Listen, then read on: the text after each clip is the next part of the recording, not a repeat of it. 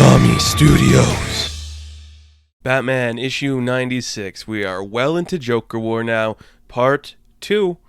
And I can say, honestly, you guys have heard it here before, I don't care for the Joker. I wasn't excited for Joker War.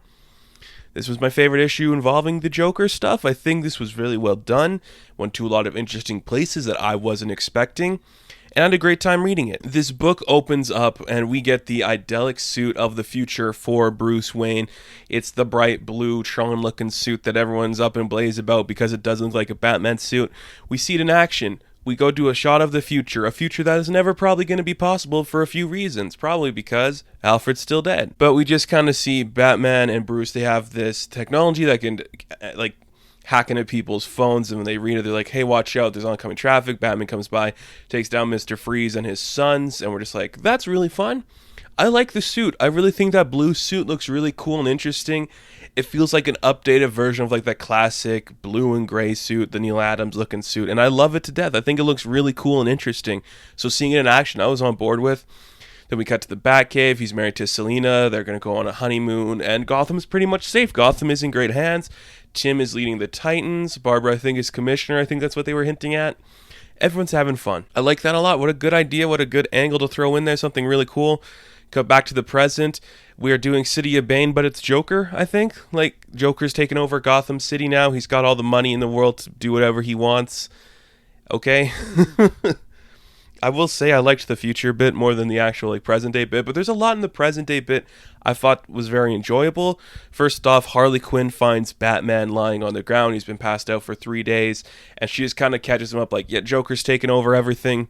The world's in chaos. It's The Dark Knight Rises, the movie, and City of Bane, but it's Joker this time. So maybe get up and do something useful instead of complaining or just being weak. Harley Quinn is really great in this issue. Like, I've come around a lot on that character. You can watch my video where I talk about how I became a fan of Harley Quinn. I love seeing her in this issue because this time it's like, yeah, she doesn't know where Catwoman is. She hates Punchline. She's taking charge of this situation. I'm on board.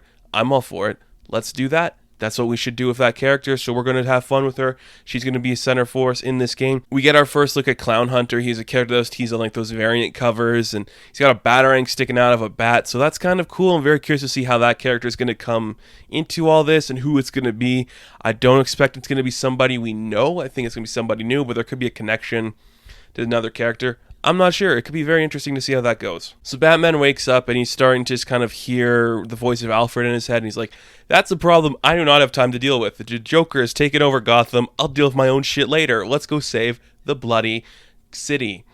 Which I'm like, yeah, okay. I'm okay with that. I like kind of like he's hearing Alfred in his head even though Alfred's not there. Interesting stuff. I think it's very bizarre in a way too, because you're just like, do I really want this? I don't know. I'm okay with it, but I see how some people could look at that and be like, oh, Batman's going to go crazy. We don't really want that to happen. But it is what it is. I'm not going to complain against it. Like, it works for the most part, and I think it's decent enough where it's an interesting angle for that character because Alfred's his dad, so you'd miss your dad when he goes, right? So I'm okay with it. But then we get kind of more in-depth on the Joker's plan. He records a video of the guy that owns the Monarch. He's like, we're showing the exclusive ending of Mask of Zorro. You will get paid $10,000 to come down here and watch it. We'll pay you, so just come down here and do it. And then it just triggers something in Batman. He's like, the Monarch, my parents, it's all coming back to me. Joker's insane. He's doing stuff to me. And I love this one where Harley Quinn's like, we can't, what's your deal, man? Are you having like a breakdown right now? Like, get your shit together. The city needs you. I can't do this. You do it, Batman. Like, Harley Quinn was great. She was really great. I loved seeing her in there. She was doing fun, really great stuff. So Batman does go to the theater, and all these seats have corpses in them, and you're just like, okay, what's going on here? And these are the casualties of the Joker's history fighting Batman, men, women, and children. And he kind of just like fear talks and stuff to this point where I guess they might rise from the dead and become zombies. I don't know. Interesting stuff. Like, it's a fun issue. I will say that at least because the artwork is great. The story, this one, it's moving right along to a fast pace where we're trying to get where we need to be for this character in the Joker War storyline. So I kind of like that a lot. Great stuff with Harley Quinn. Great stuff with Batman, just feeling his pain and his resentment towards people. I thought that was very enjoyable and a very interesting angle to take that character.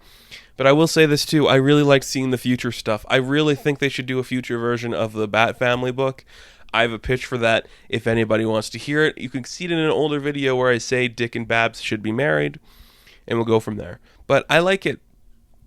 I actually liked the Batman book first time in a while, so it's very enjoyable and a very interesting read. So I think a lot of people are going to like it, especially if you are still liking Tynion's Run. You're going to enjoy this book more than most of his other works on Batman. So well worth the read. And thank you guys so much for watching this review. Be sure to like and subscribe to my channel. As always, you can check me out on Instagram, Patreon, Twitter, all that good stuff. Links to that in the description below. I'll catch you guys in the next video. Have fun. Stay safe. Your city needs you. Your Gotham City needs you. Good luck.